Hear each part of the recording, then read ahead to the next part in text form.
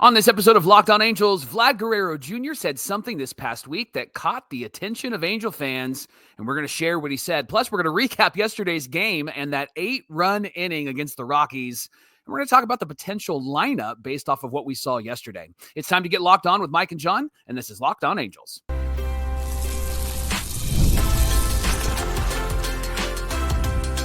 You are Locked On Angels, your daily Los Angeles Angels podcast. Part of the Locked On Podcast Network, your team every day.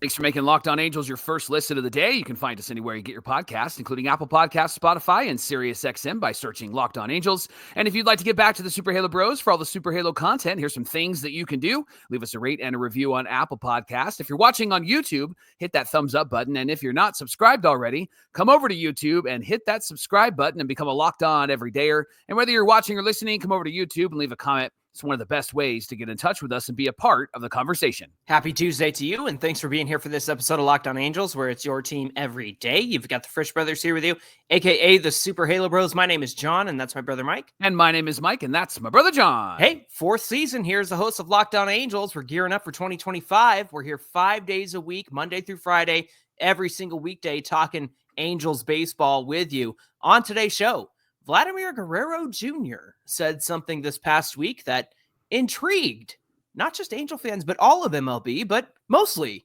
Angel fans. We'll talk about what he said and what might happen out of that conversation. But Mike, let's talk about the game versus the Rockies yesterday. The Rockies were in a split squad game, but the Angels came out of that one with putting up a lot of runs on the board. So that was at least fun to see, but there were some intriguing things there to talk about. So let's get into it. Yeah, to get started, Rhett Bollinger tweeted yesterday that Ron Washington said that they haven't made a decision on who will start at shortstop or second base just yet to start the season. GMPM said that there's still a chance that it could be Rengifo and that he could be ready for opening day. Remember, he's got that hamstring issue. He did participate in on-field drills yesterday. So he's got to get some action, John, because he hasn't been in there at all. Right. And he had a cold, and then he's got this hamstring thing, and they have about, maybe 12 games left or so that they have to play, and Rengifo hasn't really been in any game. One game I think he's got into. Yeah. And so got to get some at-bats. He's got to get some defensive drills down. And one point that was made on the broadcast yesterday is they are going to some cold weather cities to start the season. They're going to be in Chicago, then they're going to be in St. Louis, and that's not great on hammies. And so they have to watch very carefully what they do with Rengifo. So what are your expectations, John, with Louis Rengifo? You think he's going to be in, everything's going to be fine? Do you think that this is just a precaution that they're playing right now? I think being precautionary is a great idea. So don't tell me he's going to be ready by opening day, because I don't think that's going to be the case, especially when you need to get the reps in. You got to do everything you got to do to prepare for the season. He hasn't been able to do that except for, off the field and not in games. Yeah. And so, look, I know we'll get into it a little bit later, but you can't tell me that Kyren doesn't deserve a spot, especially if Rengifo is not going to make it in time for opening day. Right. I agree with you there. Lineup yesterday was interesting, John. Ward led off. D'Arnaud batted second. Trout was at third. Soler cleaned up. J.D. Davis, then Joe Adell, then Noda, then Anderson, and then Newman. John O'Hoppe was batting second on Sunday. D'Arnaud was batting second yesterday. Now, we've talked about hey, maybe there's something there. Now, I looked up the stats. O'Hoppe didn't hit second at all last year. His highest position in the lineup was third. He hit fifth and sixth in the batting order last season. His best spot in the batting order was sixth. D'Arnaud hit second just one time last season with the Braves in late September. But with 2 straight games with the catcher hitting second, you think Wash is trying something? Do you think Wash is tipping his cap to maybe possibly going in this direction for 2025? Well, you mentioned it yesterday, and it seems to be a situation where, you get your primary catcher in, you get him at bats, and that way you don't have to circle through the entire lineup to get him that third at bat or that fourth at bat, whatever the case might be. And so that way you can swap them out, get all their at bats in early. And you made that case yesterday, and every day you made that case on Twitter. And I think that makes sense. However, Mike, I did put out a Twitter poll on Locked On Angels, And I said, so how are we feeling about O'Hoppe batting second, working out so far in spring? And 81% said yes, and 19% said no. And that was almost 200 votes from people on Twitter. So it seems like a lot of people like the idea of O'Hoppe batting second. And so again, I don't know that Wash is necessarily trying something, but I do like the idea of O'Hoppe there. He has bat fifth in the past. Yep. Wasn't his greatest spot. I think number 6 or 7 was more of a better spot for him. But again, I like, man, can you imagine? You got Ward, O'Hoppe, Trout, and Soler as your top 4.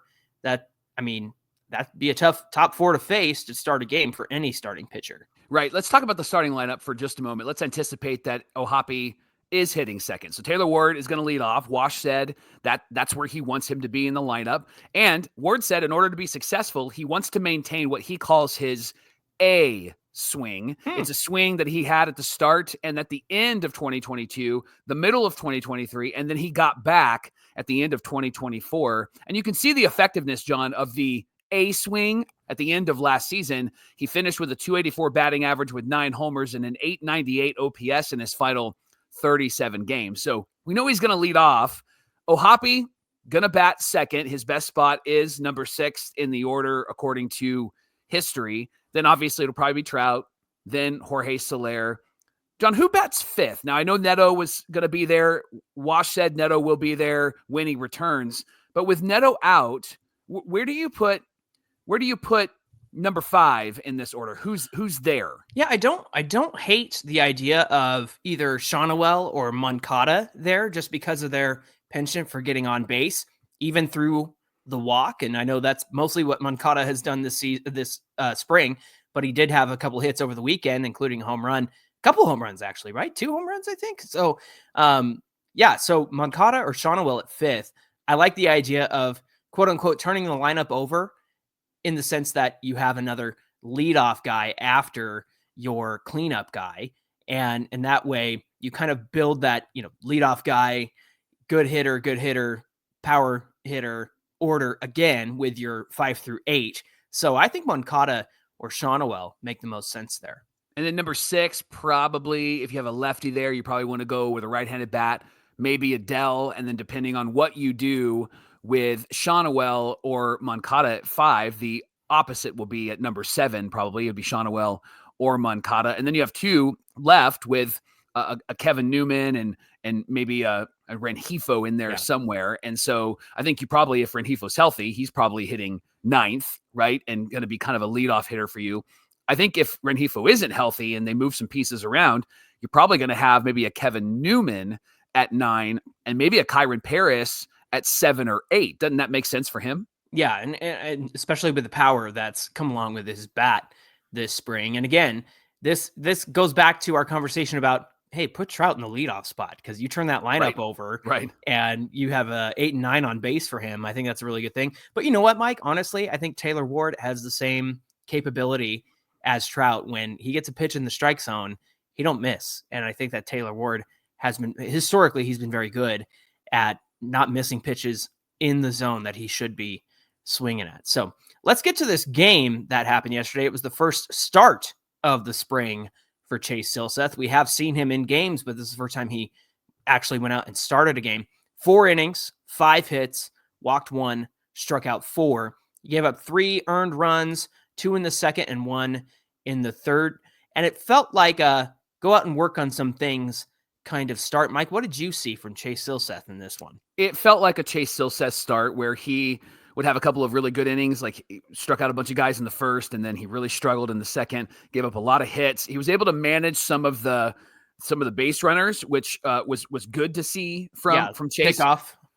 Yeah, 2 of them actually in this game. And so it didn't really like lose control like we've seen in the past. The only thing I'm concerned about with Chase is just his ability to go deep into games. And he's not going to be somebody I know that we're going to rely upon at the major league level, but I would love to see him really go deep into games and be successful and manage walks, manage his pitch count, all of those things. And speaking of walks and pitch count, we saw Reid Detmers come in, Johnny, in the 6th inning, finished the game, went 4 innings, gave up 4 hits, struck out 4, and didn't look bad.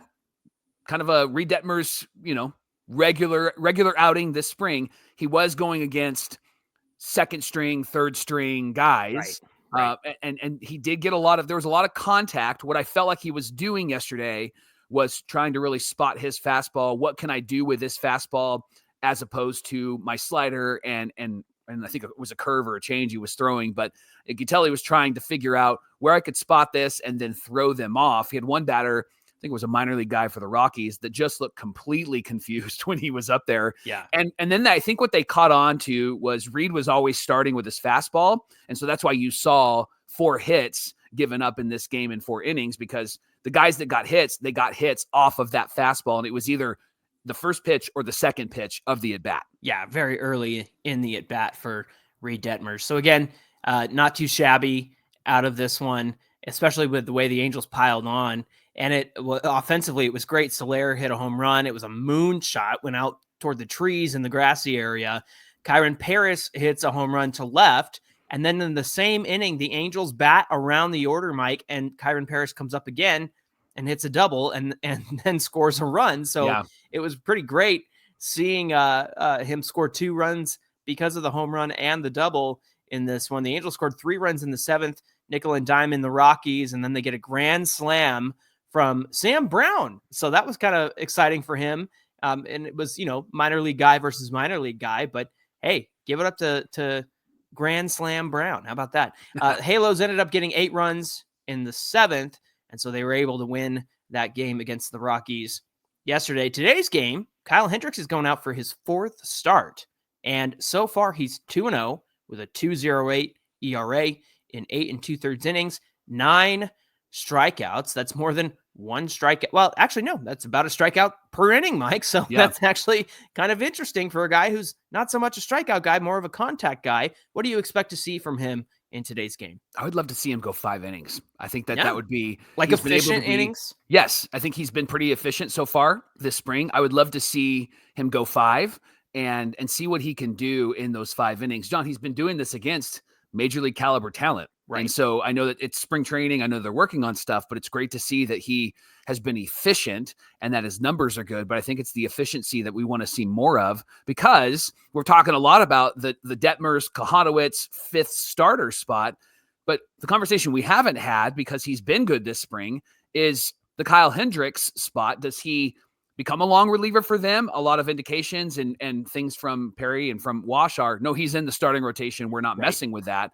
But he could be somebody that could be moved around if he struggles as well. And so I wonder what the beginning of the season will be like for him and if he can carry over what he's done so far. And he can if he's just efficient with his pitches. Real fast. And I want you to do this based on what you've seen from him so far.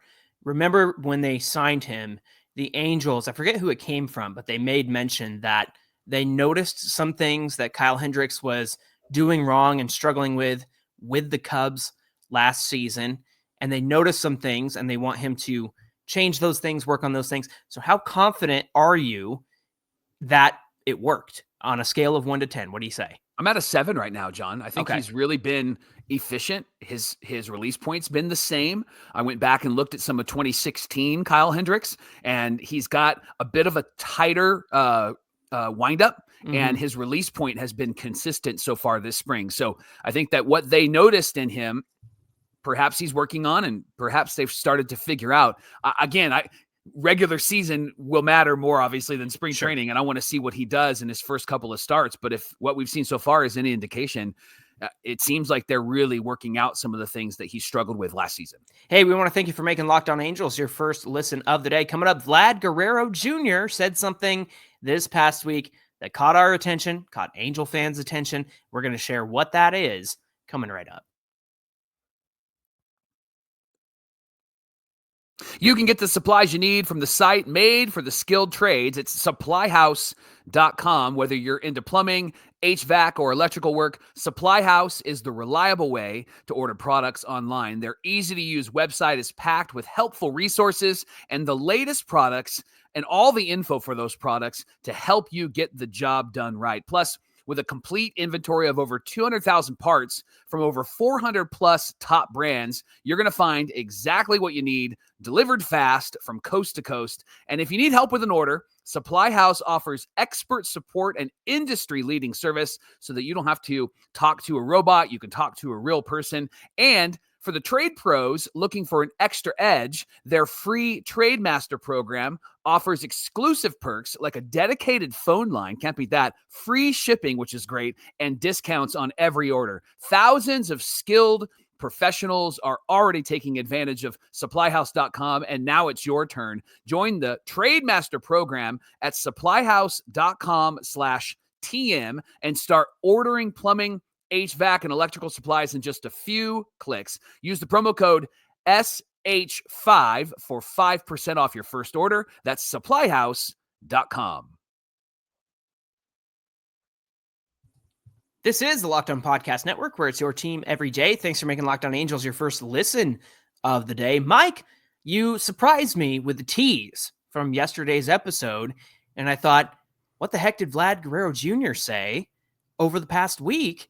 And then I remembered once you reminded me that, oh yeah, I did see that, and I did get excited. Yep. So tell us everything that he had to say and why Angel fans, like, their ears perked up. Talk about it. So let me take you back to last month. The Blue Jays didn't reach a long-term contract extension with Vlad Guerrero Jr. And here's why that matters. He set a deadline for February 18th for talks to be completed and for a deal to be done. And because it wasn't done, he said, I'm now going to be a free agent after this season, and I'm going to test the open market. In fact, his words were this: we didn't get an agreement, and now they're going to have to compete with 29 other teams. They had their numbers. I had my numbers. It's just business. Like I always say, things happen. We're good, but they're going to have to compete against 29 other teams, Johnny. Yeah. He did confirm that the Blue Jays offered him a $340 million extension early in the offseason. That was also before the Juan Soto deal, 15 years, $765 million with the New York Mets. We don't know what Toronto offered at the deadline of February 18th, but what we do know is that Guerrero asked for a certain amount. He confirmed that he sought a deal worth less than $600 million. He said it's much less than Juan Soto. We're talking about many fewer millions than Soto, more than 100 million less. It was the same number of years as Soto's contract, but it didn't reach 600 million. The last number we gave to them as a counteroffer didn't reach 600 million. So he finished by saying, I know the business. I lowered the salary demands a bit, but I also lowered the number of years. I'm looking for 14. I would like 14, 15, or even 20 if they gave it to me, but doing it the right way. So he offered less than 600 million less. Yeah, right. I mean, I think the Blue Jays really fumbled the ball here, John. Now I know that with people coming from the Dominican, like, there's always a question about their age. Guerrero is entering age 26 season. The 15-year deal would take him to age 41. There's been a lot of jokes that when we signed Albert Pujols, he actually was probably a little bit older than he actually said that he was, right? Real quick, just some quick math for you.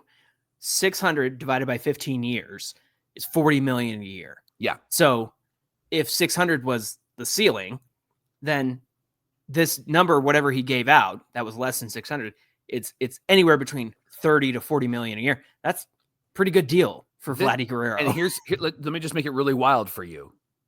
Anthony Rendon is making $37 million this year. Why do you have to do that? That just gives you comparison. Yeah, I know. He is asking for Anthony Rendon money. Yeah. And I don't know why. And he more than deserves Anthony Rendon money. I don't know why they didn't do that. Maybe because they signed, they had that big signing from Baltimore. It's the tariffs, Mike. They're screwing up the Canadian economy up there. That's everybody's afraid of it. Yeah. Now, last season, Guerrero slashed 323. He had a 396 on base, a 544 slugging, 44 doubles, and 30 home runs. He finished 6th in the AL MVP voting. Since his debut, he has a 137 OPS plus, which is the 7th highest among 41 players with at least 3,000 plate appearances. John, with Vlad becoming a quote-unquote for sure free agent, because they could possibly do something before the season ends, right? Right. And given the history of Vlad Sr. on the Halos, do you think the Angels are the number one leading team for Vlad Jr.? No, I don't think so. Okay. I think he'll want to go to a contender, which I totally understand. However, the Angels' ties certainly sweetens the deal. And I think that when you look around the league and you see like, hey, who's on the come up? Mike, we've said this so much over the offseason.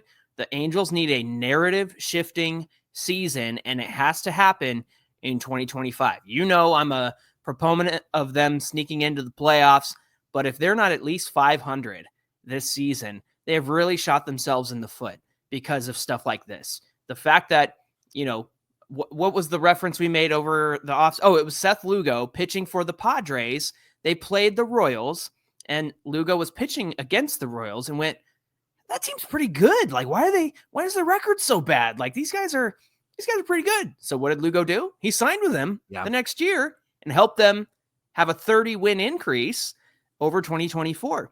That's the kind of narrative shifting season these Angels have to have. So if I'm O'Hoppe, if I'm Joe Adell, and if I'm even Mike Trout, like, I'm stepping up my game because I know what's on the line here. I know that a shot at Vladimir Guerrero Jr.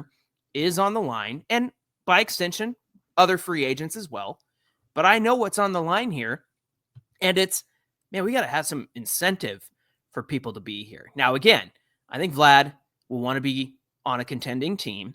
I also don't think that, you know, the history with the Angels is enough to get the deal done. So I'm not going to sit here and say that. That's going to be hopium from me if I said that. So I'm not going to say that. However, if they have that narrative shifting season where Vlad looks around and says, you know what, I can be part of that and help them turn that franchise around. Kind of like what Yusei Kikuchi said. He said, hey, I want to help these guys turn their narrative around. I want them to be successful. They should be successful. I want to be part of that. So I think that is something that plays well for the Angels. Mike, to me, it feels like an Artie Moreno move. Where you go out and get the biggest bat. And of course, there's Angels ties, and he's Vladimir Sr.'s son and all of that stuff. And of course, Artie was here for the Guerrero tenure. But this is a move that I wouldn't say no to. This is not an Artie move that I'd be like, oh, great, here comes Artie again. Because he's 26. Yeah. And more often than not, there are no 26-year-old free agents. Juan Soto is the exception. Bryce Harper is the exception. Vlad Jr. is the exception. So when you have the opportunity to get a deal like this, you go for it. You spend stupid Artie money like he's done in the past, but not for 31-year-old Hamilton, not for 33-year-old Hamilton. Pujols was 31, quote unquote, right? So you don't go out and do that. And look, even Rendon, who was 29 going on 30, most free agents are not going to be a free agent unless they're 29 and 30, just because of the way most call-ups and arbitration years go and things like that and extensions. So most guys are not going to be 26 years old. They're going to be 29, 30 years old. So this is a once in a lifetime chance for the Halos. I think they should go for it. Now, we're going to talk about if they go for it, what that means for the team, and we'll get into that conversation coming right up. It's March Madness season, and FanDuel is here giving you the chance to get in on all of the action like never before. Right now, new customers can get $200 in bonus bets when your first $5 bet wins. That's $200 to bet on the buzzer beaters, on the Cinderella stories, and who's going to cut down the net. And if you've got your eye on a few underdogs this year, FanDuel makes it really easy to back them with spreads, totals, and game props. With tournament games happening almost every day, which is so much fun. Nobody pays attention at work, right? There's always something exciting to bet on, and FanDuel is going to make it really simple for you. Their app's really easy to use, and when you win, you get paid instantly. There's no waiting around. So visit FanDuel.com and get in on all the college hoops action all tournament long.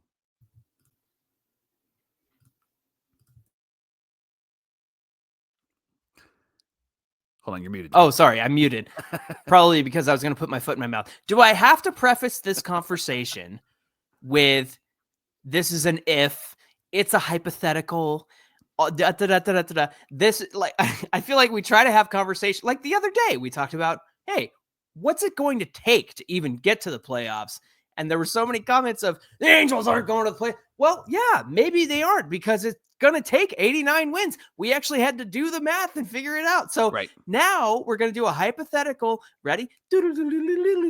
Hypothetical. Twilight Zone. Pretend. Yeah. We're going to have a hypothetical conversation about what happens if the Angels sign Vladimir Guerrero. Mike, if they sign Vladimir Guerrero in this hypothetical, speculative, purely fictional, imaginative, what other adverbs can I use here? Adjectives, I mean. What happens if they sign Vlad, and how does it impact the team? Okay, well, first, I think when you talk about a narrative shifting season, they're going to have to win this season, right? And then they're going to have those young players develop, and they got to have a lot of guys on the come up.